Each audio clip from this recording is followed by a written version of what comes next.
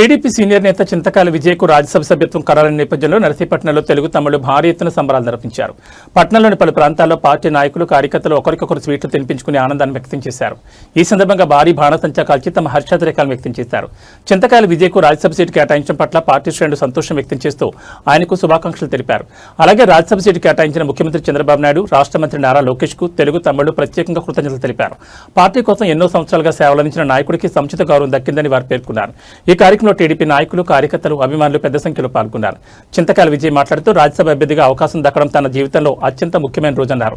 చింతకాయల విజయ్ నాపై నమ్మకంతో అవకాశం కల్పించిన చంద్రబాబు, నారా లోకేష్లకు జీవితాంతం రుణపడి ఉంటారన్నారు. 5 ఏళ్ల పాటు అపోజిషన్లో ఎన్నో కష్టాలు పడి ప్రాణత్యాగాలు చేసిన కార్యకర్తలకు ఈ పదవి అంకితమన్నారు. కష్టకాలంలో పార్టీ కోసం నిలబడిన వారిని టీడీపీ ఎప్పుడు గుర్తుపెట్టుకుందనడానికి నేనే ఉదాహరణ అన్నారు. 1983 నుంచి మా తండ్రి అయ్యన్న పాత్రుడు, మా కుటుంబం టీడీపీ మీద నమ్మకంతో పనిచేస్తున్నాం. ఎన్టీఆర్ స్ఫూర్తితో చంద్రబాబు, లోకేష్, పల్లా శ్రీనివాసరావు ఆశీస్సులతో పార్టీ కోసం మరింత కష్టపడతానన్నారు.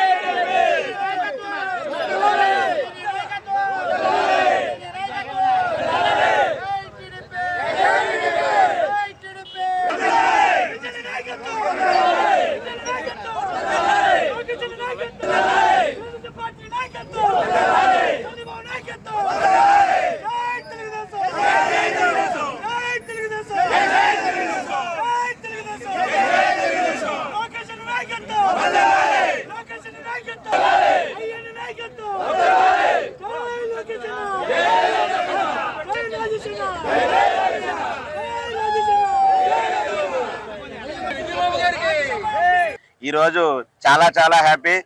ఎందుకంటే మా యువ నాయకులు రాష్ట్ర ప్రధాన కార్యదర్శి శ్రీ చింతకాయల విజయన్న గారికి రాజ్యసభ సీటు ఎంపీ కన్ఫర్మ్ అయ్యింది.